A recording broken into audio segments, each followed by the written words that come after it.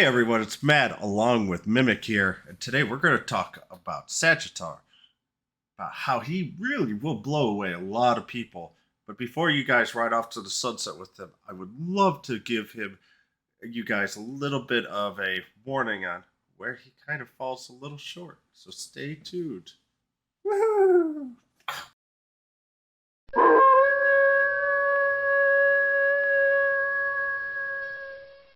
All right, Sagittar, great inorganic physical unit. Leadership effect increases inorganic attack by 20%. Normally I go, hey, this one is actually could be really useful. Right now we have enough inorganics that have pretty good attack where you could actually group together a team or enough of a team together to actually really use this. It's not as useful as the general 15%, but there's enough party configurations now where this inorganic attack 20% is really could be useful. But let's first go through the awakening skills and then we'll kind of go through here. The first one here is increase agility and movement at the start of even number turns until the 10th turn. So this is turns 2, 4, 6, 8, and 10. Really increases the agility and gives 1 movement. So turn 4 it gets 4 movement. And the agility, Sagittar is a fast unit. Not one of the fastest, but still very fast unit. And that gets really incredibly fast by turn 4. On top of it, it's normal skill, which is guaranteed even if you've only got him at 0. Increases his dodge rate and increases attack for the first 2 turns. So Sagittar is a really scary unit for the first 2 turns. Turn 3 can be a little less scary, and then turn 4 it starts becoming a speed demon all the way through. But still, even turn 3, when it has the least amount of power ups, is still a very scary unit. Second and fourth is crack and bang. Third and fifth is really where I think he shines, but I think third one is the rarely can take a day off. But the fifth one is the increase by 5%, give another 3% crit rate, and increase the Thunderbow, which personally, Thunderbow, it is his most powerful skill, and it gives it actually even more range. But I think it's going to be a skill that you don't use as much as you would think. And the reason is Black and Blues, which is also a freaking awesome name, inflicts 40% physical damage 4 times on all enemies, but look at that spread. And on top of it, can rarely reduce defense on top of that. And this is his normal one, 42. You could get it down into about 30 for the MP. Brutal Blow is something similar where it's 60% whoosh damage 4 times with that fan. 93, which you could get it down into 75. But the big issue with Sagittar with his stats is that his MP pool is really tiny. And even getting it down into 70, you're going to see that really your best chance is 4, maybe 5 casts at most. So this is a unit that you're going to kind of use a lot. And if you do, but it's really designed for a really big blow initially, and then you just hope you're done. Otherwise, it will only be able to attack. With even its high attack stats, it's going to be a little bit painful. The last one is Thunderbolt, just a single attack with 300% sap physical damage. But another thing is with Sagittar, with it being able to dodge, especially with the first 2 turns, and it picking up speed on turn 2, Sagittar has the ability to hit enough 4 times to try and take out a Sorrow with that 1 hit, with the 1 HP left.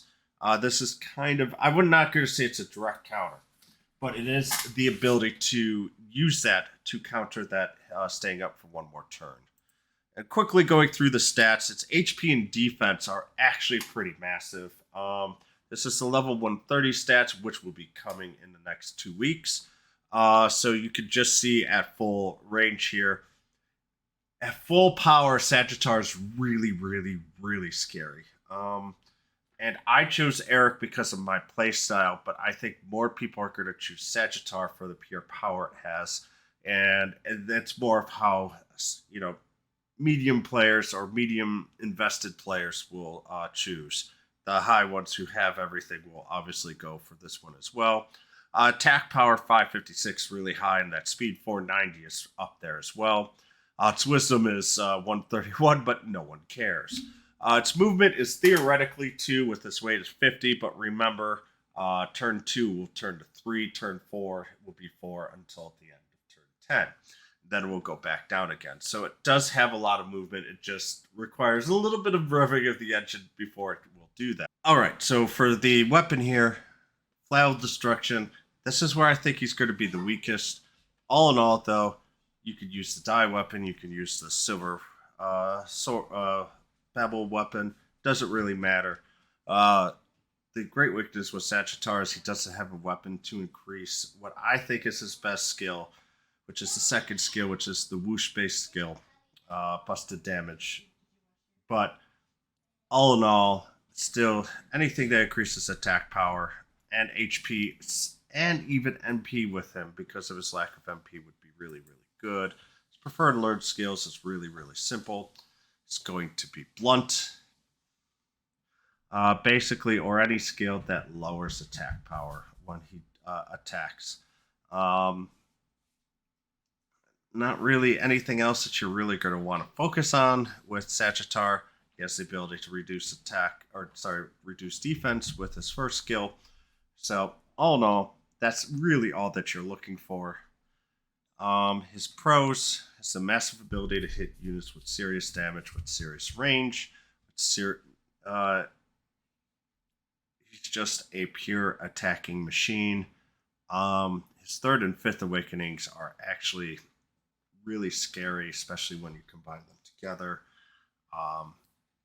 With that large HP and defense roll, he becomes really, really, really scary in guild PvP or just PvP in general, because the ability to take days off is just something that really can mess up the well-laid plans in general.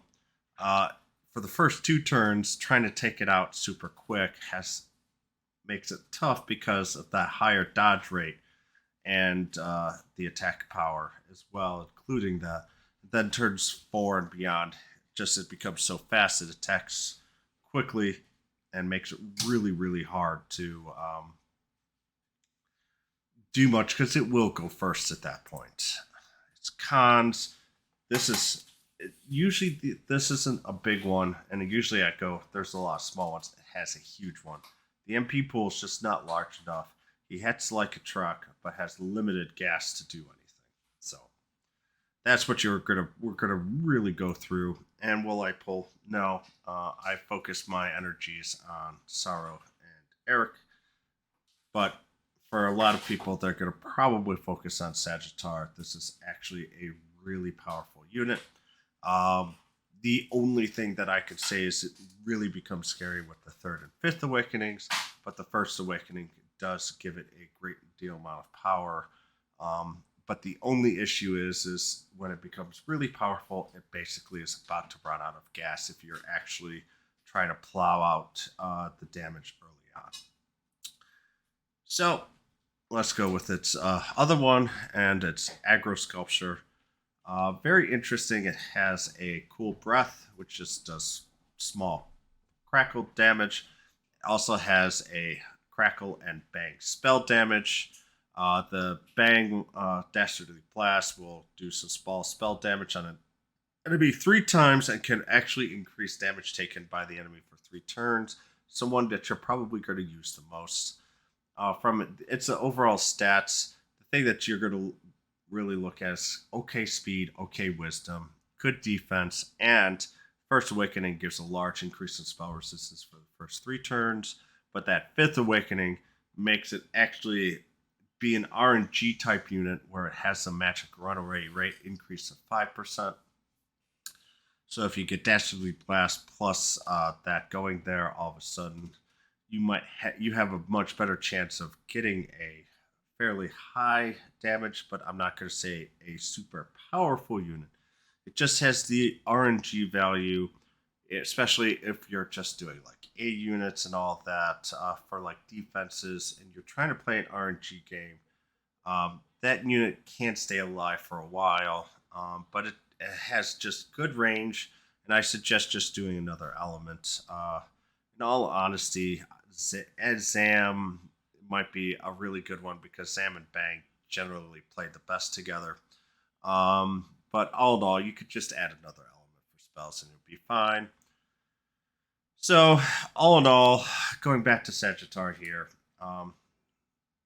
going to say there's going to be a lot of people are going to be like, man, I can't believe you're not pulling hard for it. And as I say, the way that I play, Eric fits my style better. But a lot of other people are just going to go straight damage with Sagittar, and Sagittar's kit is really well designed. The only issue here is MP is a little low. It will run out of gas. So I hope you guys enjoy. I will see you later. Have a good one, all.